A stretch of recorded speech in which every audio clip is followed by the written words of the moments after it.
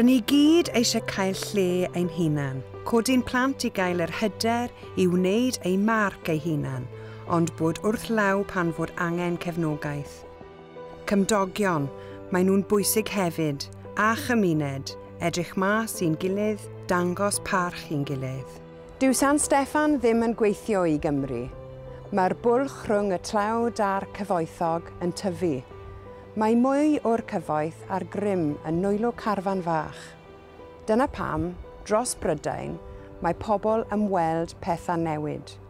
I hynny ddigwydd, mae'n rhaid i benderfyniadau cael ei gwneud yn nes at y bobl. Gallwn ni ddim caniatáu i Gymru gael ei gadael ar ôl.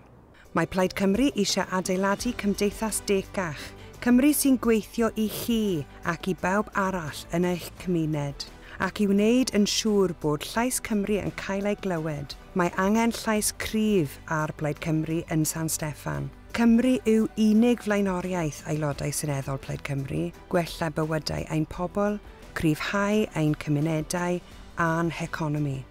Mae'n bryd i Gymru godi llais. Ydych chi eisiau amddiffyn ein gwasanaeth iechyd?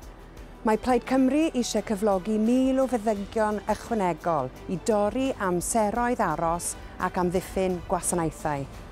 Rydym ni eisiau i benderfyniadau sy'n effeithio ar Gymru gael ei gwneud yng Nghymru. Nid grymoedd ei mwyn ei hunan, ond fel y gallwn helpu busnesau Gymru i greu swyddi. Fel y gallwn fuddsoddi mewn system drafnidiaeth well sy'n rhoi pobl cyn elw.